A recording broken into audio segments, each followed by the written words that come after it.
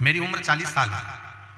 मेरे पति श्री दुखूराम साहू ग्राम फरसगांव जिला कोंडागांव के निवासी हूँ। आप लोग पत्र को एलईडी पर, आस्था चैनल पर, जो सामने टीवियां लगी हैं बड़ी बड़ी, उस पर भी पत्र को पढ़ सकते हो। मेरा नाम भावना साहू, 40 वर्ष की उम्र है मेरी।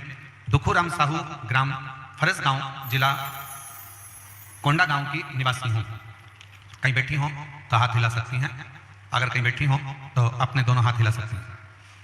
मेरा मोबाइल नंबर ये है, कहीं बैठी हो तो हाथ हिला सकती हैं। आप ही हैं? हर हर महादेव। बच्चे आए हैं क्या साथ में? लिया, दोनों को लिया।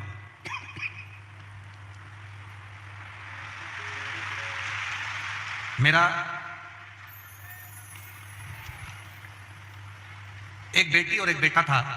जो मेरा बेटा 17 साल का था, वो 11वीं कक्षा में पढ़ता था, जिसका मैं फोटो लगा रही हूं। बच्चे का फोटो देखिए।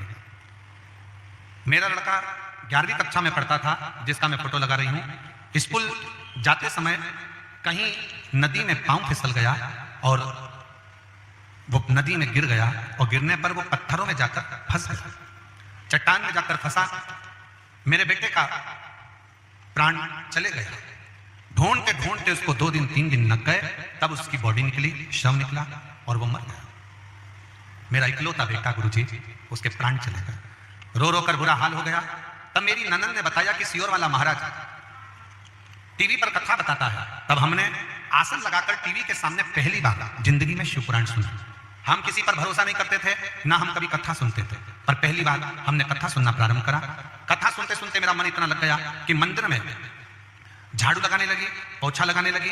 मंदिर में जाती, झाड़ू पोछा करती। उसके 1 महीना बीत गया। फिर हम 24/12/2023 को सीहोर गए और वहां कंकर शंकर की पूजा की। बाबा से प्रार्थना करी, बाबा मेरे मंदिर जाती हूँ, प्रणाम करती हूँ, बाबा मेरा एक ही लड़का और वो मर गया, और वो 11वीं में पढ़ता था। कुछ भी करो बाबा, पर मुझे संतान चाहिए। गुरुदेव, हमने संतान होने के बाद में नसबंदी करा ली थी, जिसके कारण हमें दूसरी औलाद नहीं हो सकती थी। डॉक्टर ने भी मना कर दिया था कि तुम्हें अब इस उम्र में संतान नहीं होगी, अब करें तो करें क्या। पर मेरे बाबा पर मैंने भरोसा कर लिया। आपकी शिव पुराण भरोसा देती है गुरुजी कि जो कोई नहीं कर सकता वो शिव कर सकता है। मैं बाबा के धाम कुबेरेश्वर धाम से आई, कंकर उठाकर ले आई, उसकी पूजन करती और उसी का स्मरण करती। सफेद आंकड़े की जड़ बांध ली।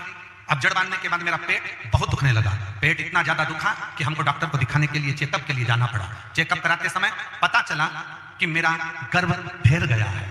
गुरुदेव, आश्चर्य में पड़ गया डॉक्टर भी कि नसबंदी के बाद और तुम्हारे को संतान का सुख अब नहीं हो सकता, तो ये गर्भ कैसे फैल गया। आश्चर्य की बात डॉक्टर को भी लगी। हम पेट में और दर्द हुआ, डॉक्टर को दिखाने के लिए गए, सोनोग्राफी कराई। डॉक्टर कहता था कि एक बच्चा है और एक गांठ है, पर डॉक्टर को भी क्या मालूम था कि शिव की क्या लीला है, समझ में नहीं आया। तब डॉक्टर तो एक गांठ बोलता रहा और एक बच्चा बोलता रहा। जब 3/9/2024 को मेरे बच्चे का जन्म हुआ, तो बाबा ने मुझे एक बच्चा नहीं, सोनोग्राफी में उसकी गांठ दिख रही थी, पर बाबा की कृपा से मुझे 2 बच्चे मेरे बाबा ने मुझे प्रदान कर दिए। एक लिया